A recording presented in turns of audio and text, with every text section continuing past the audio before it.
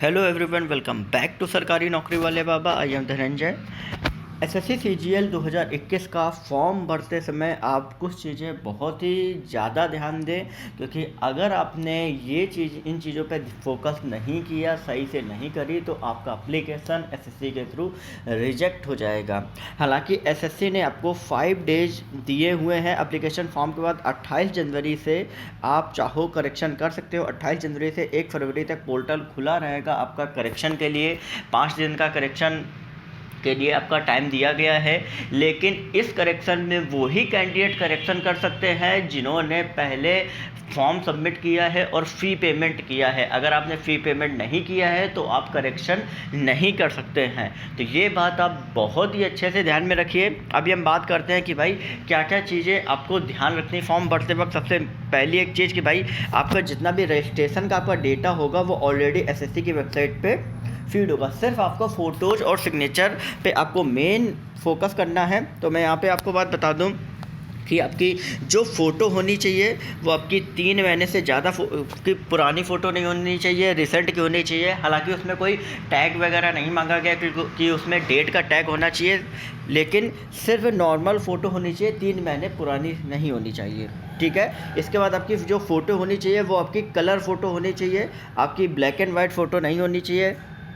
तीसरा आपका पॉइंट है कि भाई आपका 20 से 50 केबी के बीच में आपकी फ़ोटो का जो साइज़ है वो होना चाहिए। साथ ही साथ डायमेंशन जो है वो आपकी 3.5 सेंटीमीटर आपकी चौड़ाई होनी चाहिए और आपकी 4.5 सेंटीमीटर आपकी हाइट होनी चाहिए। इसको आप चाहो तो पेंट में जाके आप रिसाइज भी कर सकते हो, वहाँ पे आपका ऑप्शन आता है। ठीक है।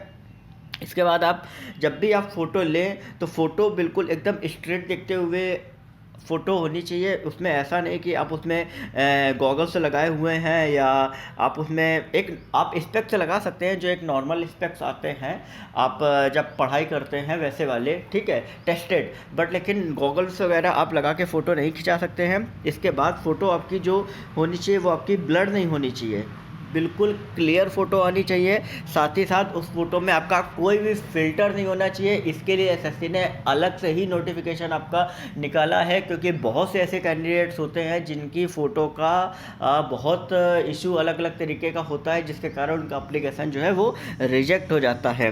ठीक है।